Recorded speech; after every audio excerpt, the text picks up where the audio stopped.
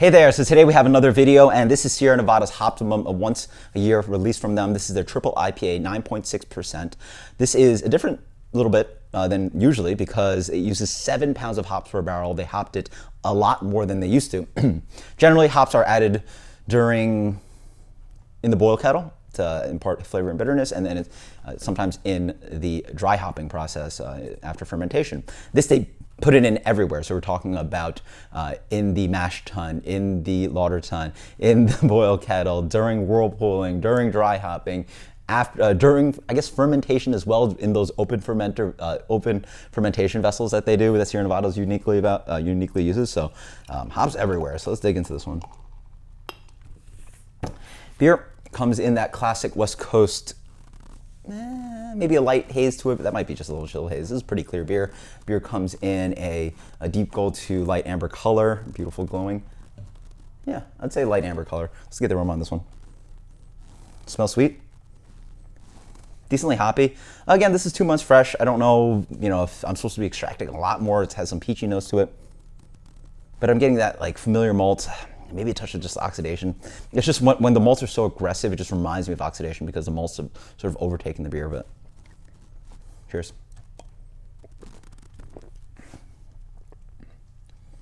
Yeah, I mean, that's sort of what I expected. Yeah, fruitiness is there actually, yeah. Big smack of sugary sweetness, but it's actually relatively restrained. It has that nice sugary tone to it, but ends up dying away towards the back end. Even 2 months in, possibly notes of oxidation. Again, crystal malts are really going to enhance that and accelerate that oxidative process. Yeah, you get a little bit of peachy notes, some pine. The 9.6% that this chilled, how this is decently chilled is quite hidden. It sort of warms all the way down, but really not perceptible on the palate. It's actually not too sticky. Getting a pine, decent amount of bitterness on this one as well. A little bit of berry note.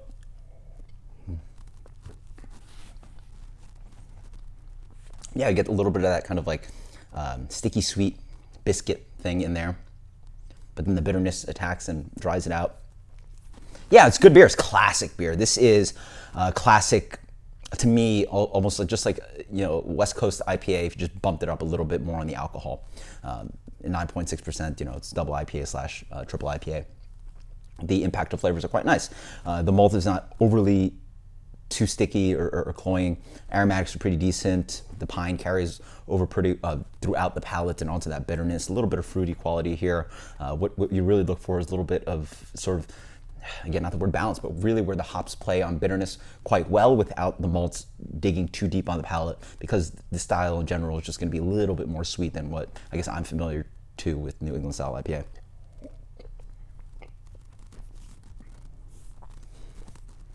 Nice little palate reset here. As for a rating, let's go with that's bitter. It's actually quite nice.